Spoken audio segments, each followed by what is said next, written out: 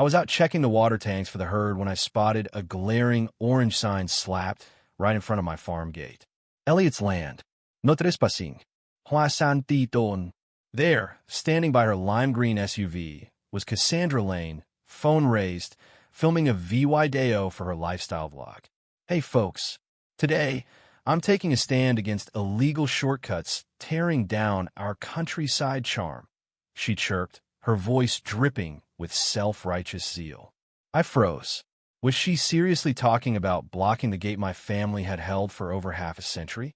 The Elliott farm sprawls across 70 acres of rolling Tennessee hills just outside the sleepy town of Willow Creek. My great-uncle bought this land back in 1958, and it's been our family's lifeblood ever since a working dairy farm with sweat and soul poured into every inch.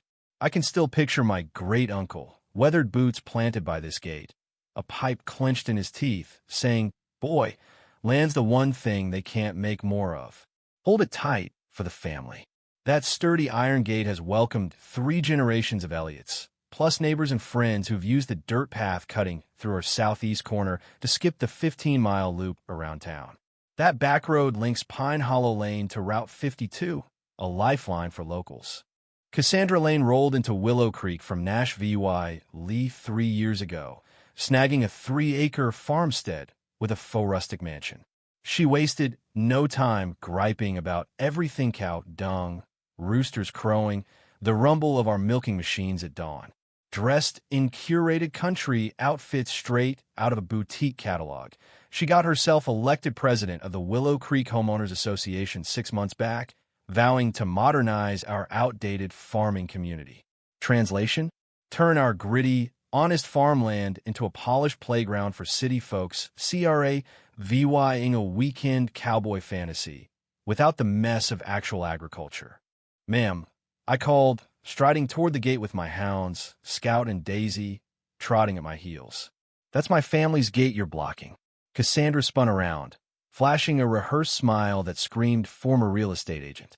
"Oh, Tom, perfect timing," she said, keeping her camera rolling.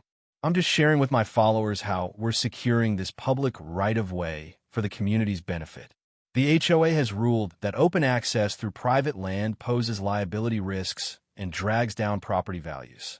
I blinked, trying to wrap my head around her corporate gibberish.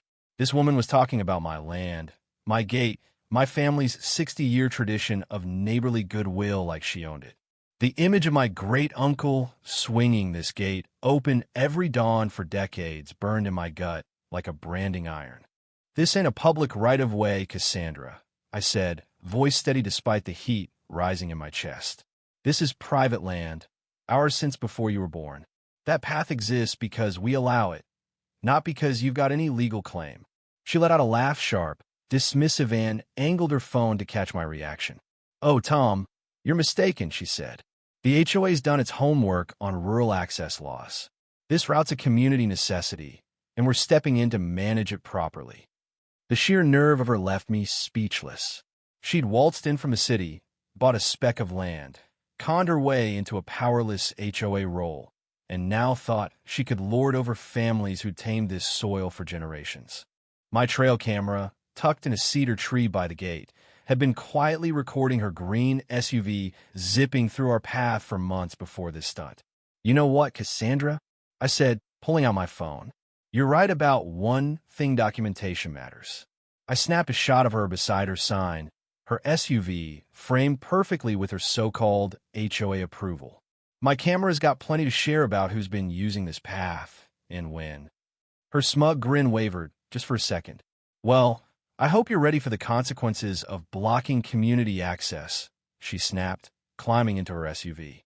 "The HOA doesn't mess around with property rights, and we'll fine you if we have to." She peeled off, kicking up dust, Leah VYing her orange sign like a battle flag staked in my dirt. Scout and Daisy looked up at me, confused why we weren't herding cows as planned.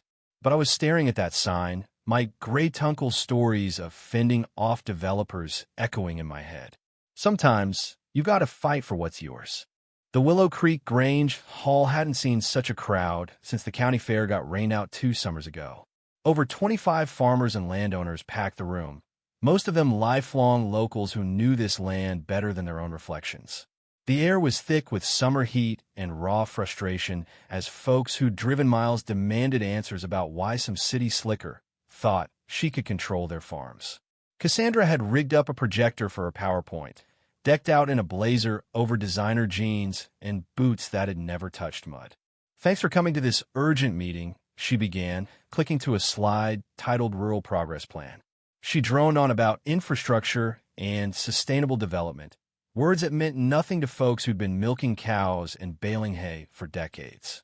Her real point? Farming was messy, smelly, and bad for her VY Shown of a chic rural suburb. She claimed open paths like mine created insurance risks and hurt property values, ignoring that everyone in the room had managed their land just fine without her. "I know change is hard," she said, "but the HOA's protecting everyone, not just those clinging to old habits." That's when Eleanor Hayes stood up. At 70, Eleanor had run the HOA for a decade before retiring and knew its limits inside out. "Cassandra, darling," she said, her honeyed tone masking a razor's edge, "can you point me to the exact law letting the HOA block private land?" The room went silent. Cassandra fumbled her notes, stammering about state guidelines and community safety. Eleanor pressed harder. "Which Tennessee statute gives you power over private farm roads in use before the HOA was even a thought?" Crickets. Cassandra's polished facade cracked as she spewed more buzzwords, unable to cite a single law. Then Jake Carter, a hay farmer and part-time welder, chimed in. "If the HOA's so worried about liability, why are we hassling farmers instead of fixing real issues, like the trash dumping on Cedar Bend Road?" Murmurs of agreement rippled through the crowd. Cassandra's meeting was unraveling. She raised her voice, desperate. The HOA voted to secure this shortcut for safety. "When was that vote?" asked Sam Reed, who ran the orchard next to my farm. "I don't recall any notice." Cassandra's smile strained. "It was an emergency executive decision," she said. Eleanor stood again, her voice pure steel. "You'd best reread the HOA bylaws before your next stunt, and maybe talk to a real lawyer." As the meeting broke up, ranchers clustered around Eleanor, whispering about a special election to oust Cassandra. Jake caught me in the parking lot, shaking his head. "She's unhinged. Try to find me due la $200 for parking my tractor on my own land." We laughed, but it was grim. DRIVYing home past my block gate, Cassandra's orange sign glowed like a taunt in my headlights. What she didn't know was my trail camera's night VY Shown had caught some curious active VY tie around my farm after dark. A security assessment was coming tomorrow, and I was ready to defend my land. At dawn, 3 guys in matching polos showed up with clipboards, calling themselves Countryside Safety Solutions. They set up a folding table by my gate, logging every car like they owned the place. From my porch, coffee in hand, I watched, wondering who'd take money for this farce. The lead guy, badge reading Mark, knocked at 7:30, while VYing official-looking forms. "Morning, sir. We're assessing traffic patterns for the HOA. Need your access documentation." I stared. "You want paperwork for my own farm?" "Son, I've lived here 20 years, my family's 60. My deed's in the safe, and I pay taxes yearly. Count cars on the road if you want, but step on my land, and we got a problem." Mark backed off, looking uneasy at his table all morning. By noon, I'd had enough of Cassandra's fake authority. Instead of arguing over a path we'd graciously shared, I'd use my real rights as a landowner and fence it off. I called Jake, who'd faced Cassandra's nonsense before. "Fencing the back road?" "Tom, that's genius," he said. "She can't claim access to marked private land." Next, I rang Eleanor. "Smartest plan I've heard all month," she said. "Farm fencing's your right, and the HOA can't touch it." The more I thought it through, the clearer it became.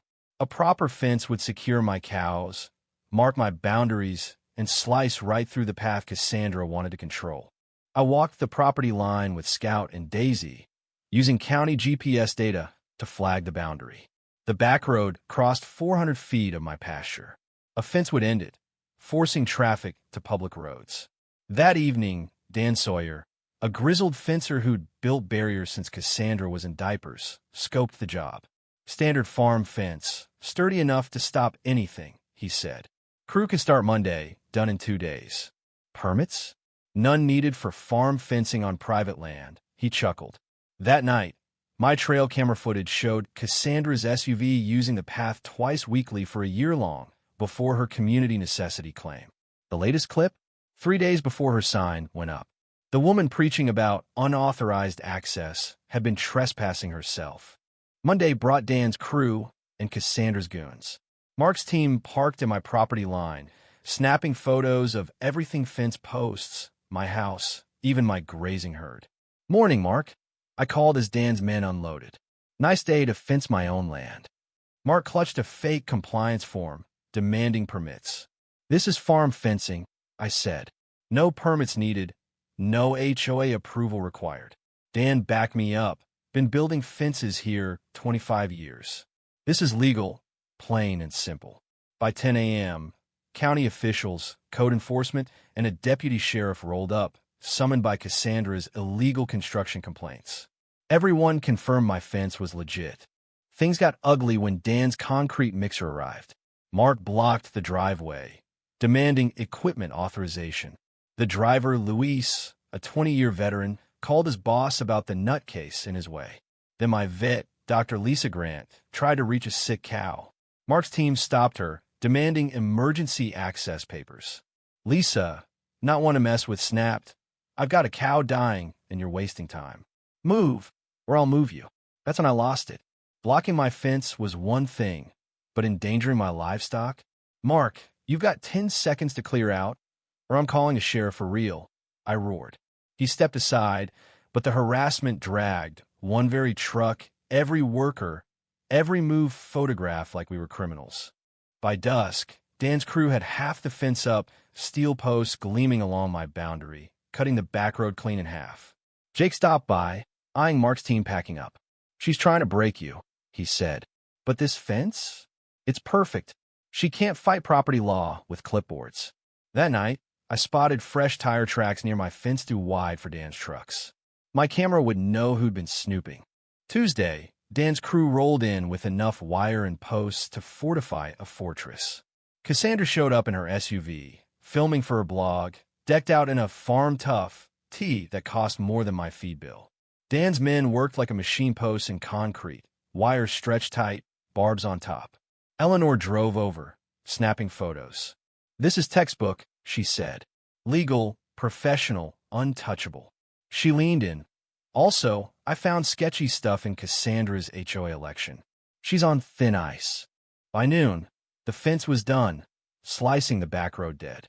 Jake fired up a grill, and neighbors poured in Sam Reed, the Carters, even old Gus Harlan, a farmer since the 60s. This is a real line, Gus said, thumping a post. Good work. Cassandra paced the road, making frantic calls, her confidence crumbling. At 4 p.m., a delivery truck hit the old turnoff, stopped by the fence, and looped back, adding 15 miles. A school bus, then 2 pickups followed. How's it feel, Cassandra? Jake yelled. Your free ride's over. She stormed over, red-faced. This is illegal. That path's critical infrastructure. Dan stepped in, calm but firm. This is legal farm fencing, ma'am, built to code on private land. Cassandra sputtered, dialing someone who couldn't help. As the sun set, the fence stood proud, my gate now bearing a sign. Elliott Farm, IST 1958. Call for access. Cassandra's SUV lingered, her on the phone, plotting her next move. Eleanor grinned. Every neighbor here votes in the HOA. She's forgotten who keeps her in power. But I knew this wasn't over. 18 hours later, Cassandra lost it. I was checking cows at midnight when an engine roared, followed by a sickening crash.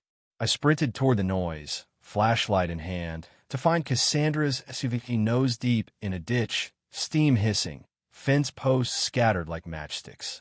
She'd plowed through 40 feet of my fence, screaming about community rights from her crumpled cab, horn blaring. The stench of whiskey hit me from yards away. Scout and Daisy barked as my herd scattered, spooked. Ma'am, you hurt? I called, cautious. You can't block my road, she slurred. eyes wild, hair a mess. I dialed 911. Tom Elliott, Elliott Farm, Pine Hollow Lane. Drunk driver crashed through my fence. Sirens wailed as neighbors' headlights lit the scene. Jake arrived first. Cassandra did this? He gasped. She rammed it at 50. Deputy Collins, a no-nonsense cop, took my statement as paramedics wrestled Cassandra, still ranting about infrastructure, onto a gurney. Eleanor snapped photos, muttering, "This'll bury her," at the HOA. A breathalyzer confirmed Cassandra's blood alcohol was double the limit. "You're under arrest for DUI, vandalism, and reckless endangerment," Collins said, cuffing her. The crowd grew half the county gawking. Dan's crew patched the fence to hold my cows, noting the post held better than her SUV. By morning, Willow Creek was buzzing. The local paper dubbed Cassandra the fence wrecker. The emergency HOA meeting packed the Grange Hall to the rafters. Eleanor presented damning EVY Denke. Signed complaints, crash photos, fake HOA forms, and proof Cassandra's election was rigged. Cassandra, out on bail, tried to spin it as a misunderstanding. Sam Reed cut her off. Misunderstanding drunk DRIVYing through Tom's fence? The room roared. Jake laid it bare. She moved here, bought a speck of land, and thought she could bully families working this dirt for decades. The vote to boot her was unanimous. Eleanor took over as interim president, vowing to respect farmers, not harass them. Cassandra's legal fallout was brutal. Du lost $6,000 in fines, community SARE VYC, and a suspended sentence for DUI and vandalism. My CIVYL suit for fence repairs, harassment, and fees cost her Dula $20,000, plus a public apology in the paper. Her blog vanished. Her real estate license got yanked, as she slunk back to Nash VY Lee, selling her farmstead to a quiet couple who loved the country as is. My fence, rebuilt stronger with Dan's upgrades, became a local legend, a symbol of standing firm. The back road stayed closed, and folks adapted to the detour, some saying the scenic route was better. 6 months later, the Elliott Farm hummed along, Scout and Daisy patrolling our 70 acres.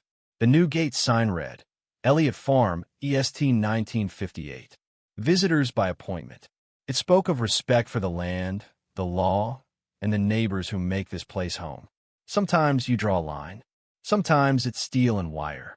And sometimes when someone rams that line with a green SUV and fake power, they learn the hard way. Property rights trump nonsense. What do you think? Was I right to fence my land, or should I have kept the path open? Is Cassandra a VY lane, or just misguided? Have you faced someone like her trying to control your property? Drop a comment, hit like, and subscribe for more stories of standing up for what's yours.